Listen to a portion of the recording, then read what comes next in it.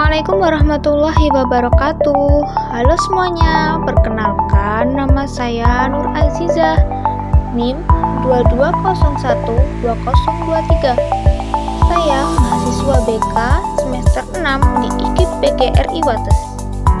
Sebelumnya, bagaimana kabarnya hari ini? Semoga kita selalu dalam lindungan Allah Subhanahu wa Ta'ala. Teman-teman semuanya, hari ini saya akan membahas materi tentang bullying. Kalian tahu tidak, apa sih bullying itu? Nah, di sini saya akan menjelaskan pengertian dari bullying. Bullying atau bisa disebut dengan perundungan merupakan perilaku agresif yang dilakukan seseorang atau sekelompok orang secara sengaja dan dilakukan berulang-ulang terhadap seseorang yang dia anggap lebih lemah, berbeda, atau tidak bisa membela diri. Kemudian, bullying ini bukan hanya sekedar bercanda. Perbedaannya terletak pada niat menyakiti, frekuensi atau yang dilakukan secara terus-menerus, dan ketidakseimbangan kekuatan baik secara fisik, mental, atau sosial. Kemudian, contoh dari ketidakseimbangan kekuatan ini diantaranya yang pertama, pelaku lebih kuat secara fisik. Kemudian, pelaku banyak teman atau status sosial yang lebih tinggi. Dan yang terakhir, korban tidak bisa membela diri atau takut untuk melawan. Kemudian, apa saja sih jenis-jenis bullying itu? Jenis-jenis bullying ini ada 4. Yang pertama yaitu bullying fisik. Jadi, bullying ini melibatkan kontak langsung yang menyakitkan atau merusak secara fisik. Contohnya, memukul, menendang, mendorong, menjambak, atau bahkan merusak barang-barang milik korban. Biasanya, ini adalah bentuk bullying yang paling mudah dilakukan karena meninggalkan luka fisik. Kemudian yang kedua adalah bullying verbal. Kalau yang ini sih menggunakan kata-kata sebagai senjata untuk menyakiti. Bisa berupa ejekan terhadap penampilan, menghina nama orang tua, mengancam, atau memberi julukan yang kasar dan menyakitkan. Walaupun tidak menimbulkan luka secara fisik, dampaknya terhadap mental bisa sangat besar. Kemudian yang ketiga yaitu bullying sosial atau relasional. Jadi, jenis bullying ini bertujuan untuk merusak hubungan sosial atau reputasi korban. Misalnya, menyebarkan gosip, mengucilkan seseorang dari kelompok pertemanan, atau menghasut orang lain agar tidak mau berteman dengan korban. Jenis-jenis ini sering terjadi secara diam-diam dan sulit untuk dideteksi. Kemudian, jenis bullying yang terakhir adalah cyberbullying, yaitu bullying yang dilakukan secara online. Inilah yang disebut cyberbullying. Bentuknya bisa berupa mengirim pesan kebencian, menyebarkan foto pribadi tanpa izin, atau mengunggah konten fitnah di media sosial. Meskipun terjadi di dunia maya, dampaknya bisa sangat nyata dan menyakitkan. Teman-teman, ada yang tahu tidak, apa sih yang menyebabkan terjadinya bullying ini? Jadi, penyebab terjadinya bullying ini ada 3 faktor. Yang pertama, faktor individu. Yang kedua, faktor keluarga. Dan yang terakhir, faktor lingkungan.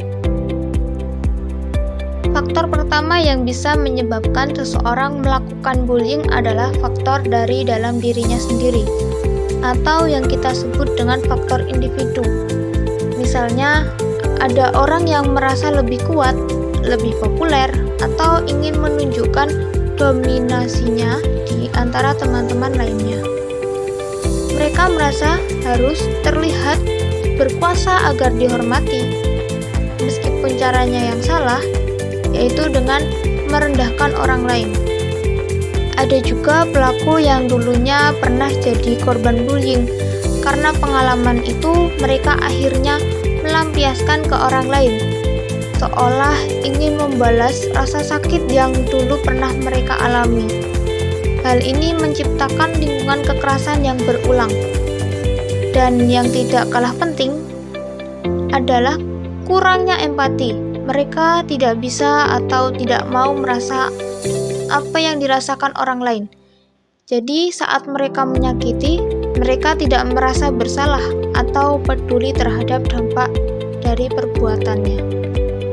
Kemudian, selain dari diri sendiri, lingkungan keluarga juga mempunyai peran besar dalam membentuk perilaku seseorang, termasuk kecenderungan untuk melakukan bullying. Pertama, anak yang kurang mendapatkan perhatian dari orang tua cenderung mencari cara lain untuk mendapatkan perhatian dari lingkungan sekitarnya.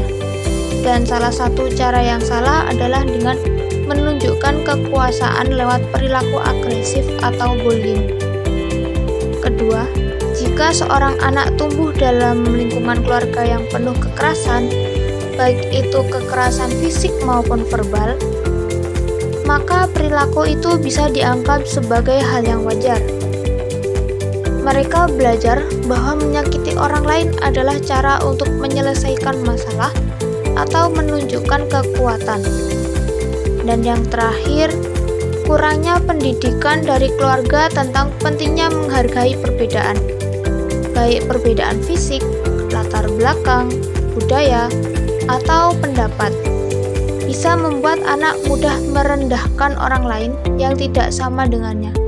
Padahal, menghargai perbedaan adalah dasar dari sikap toleransi dan empati. Kemudian, faktor yang sangat mempengaruhi terjadinya bullying adalah lingkungan sekitar, terutama lingkungan sekolah.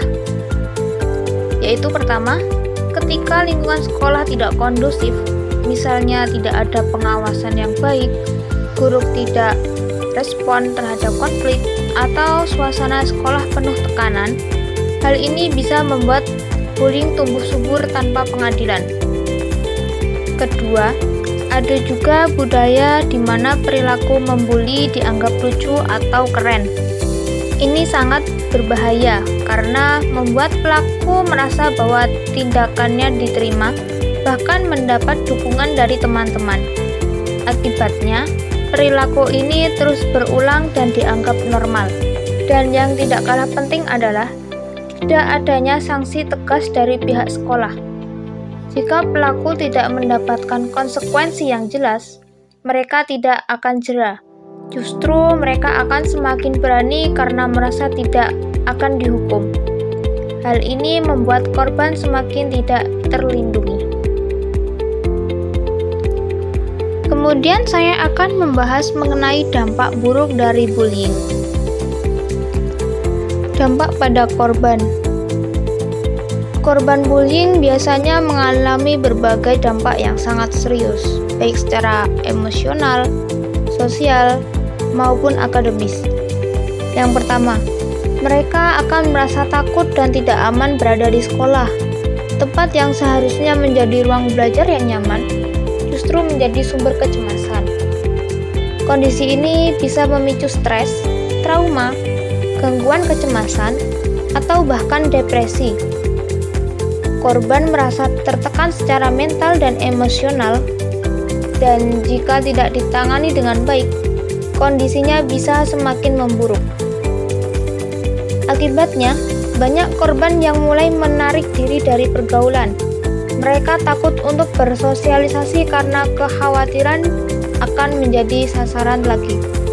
Sehingga mereka lebih nyaman menyadari meskipun itu membuat mereka kesepian. Dampak lain yang sering terjadi adalah penurunan prestasi belajar. Dengan beban mental yang berat dan suasana yang tidak mendukung, korban kesulitan fokus dalam pembelajaran.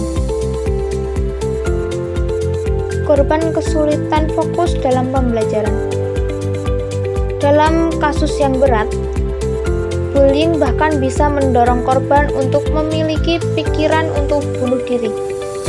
Hal ini menunjukkan bahwa bullying bukan sekedar masalah kecil, tetapi bisa mengancam keselamatan jiwa seseorang. Dampak pada pelaku. Ketika seseorang terbiasa melakukan bullying, tanpa disadari, hal itu bisa membentuk kepribadiannya menjadi kasar dan tidak peduli terhadap perasaan orang lain. Ini bukan hanya soal perilaku sesaat, tetapi bisa memengaruhi cara dia berinteraksi dalam jangka panjang. Pelaku bullying biasanya juga kesulitan untuk bersosialisasi secara sehat. Kenapa? Karena mereka terbiasa menjalin hubungan dengan cara yang merendahkan orang lain atau menunjukkan dominasi, bukan melalui empati dan saling menghargai.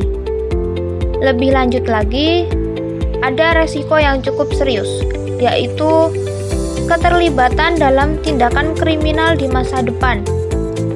Banyak studi menunjukkan bahwa perilaku agresif yang dibiarkan sejak dini bisa berkembang menjadi tindakan kekerasan atau pelanggaran hukum lainnya ketika dewasa.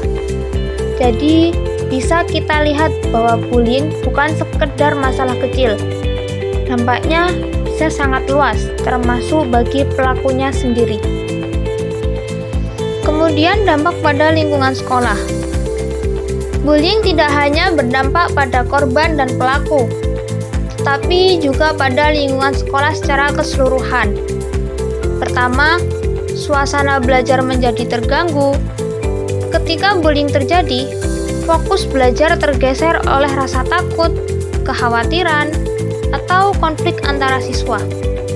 Hal ini bisa menurunkan kualitas proses belajar mengajar secara umum. Kedua, timbul ketakutan di antara siswa. Tidak hanya korban, Kedua, timbul ketakutan di antara siswa. Tidak hanya korban langsung yang merasa takut, tetapi juga siswa lainnya yang menyaksikan atau mendengar kejadian tersebut. Mereka bisa merasa cemas karena takut menjadi target berikutnya atau merasa tidak aman berada di sekolah. Dan yang ketiga, menurunnya rasa percaya antara siswa maupun antara siswa dan guru. Dan yang ketiga, menurunnya rasa percaya antar siswa maupun antara siswa dan guru. Jika bullying dibiarkan tanpa tindak tegas, dan yang ketiga, menurunnya rasa percaya antar siswa maupun antara siswa dan guru. Jika bullying dibiarkan tanpa tindakan tegas, siswa bisa merasa bahwa pihak sekolah tidak mampu melindungi mereka. Akibatnya, hubungan antara guru dan siswa menjadi renggang dan solidaritas antara teman pun melemah. Gimana teman-teman? Apakah kalian sudah paham dari apa yang sudah saya sampaikan sebelumnya? Baiklah, sebelum saya tutup, ada sedikit pesan untuk teman-teman, yaitu mari ciptakan lingkungan yang aman, menghargai perbedaan, dan saling peduli. Katakan tidak untuk bullying. Mungkin cukup sekian dari saya. Apabila ada kata yang salah, mohon dimaafkan. Wassalamualaikum warahmatullahi wabarakatuh.